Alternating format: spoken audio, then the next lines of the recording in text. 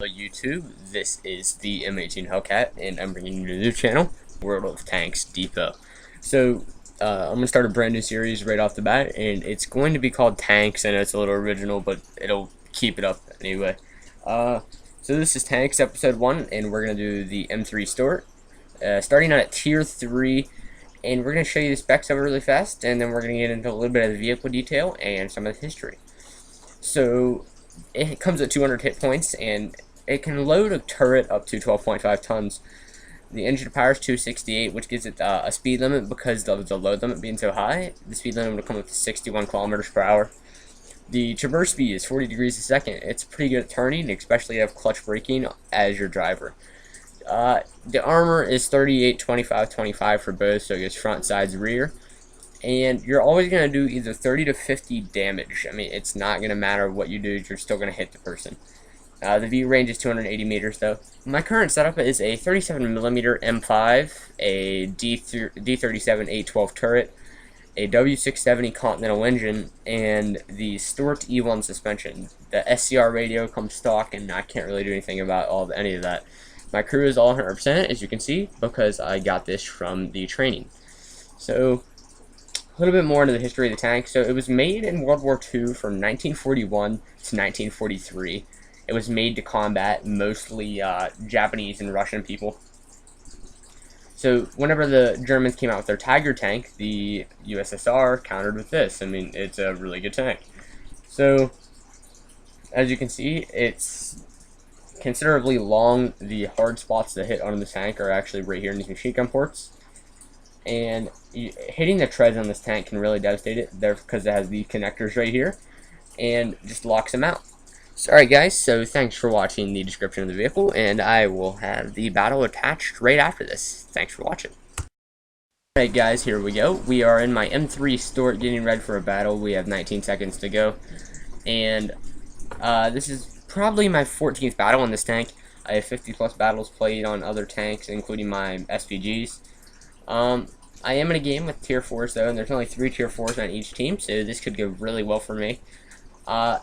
Excuse if I do really bad. I haven't been playing much today and I haven't slept. So, right now, our best idea is probably to go right and follow the road down through here, because anything over to the left is just the straight stretch they want you to go for dying. So as I said, I do like the 37mm on this tank, but it's the treads are going to really get me, so I have to either keep my back or my front turned toward them. And I'm going to keep my front turn turned because that 38 armor rating. And if they penetrate me any deeper than 38mm, then I'm sort of out of luck with the being hurt critically or anything.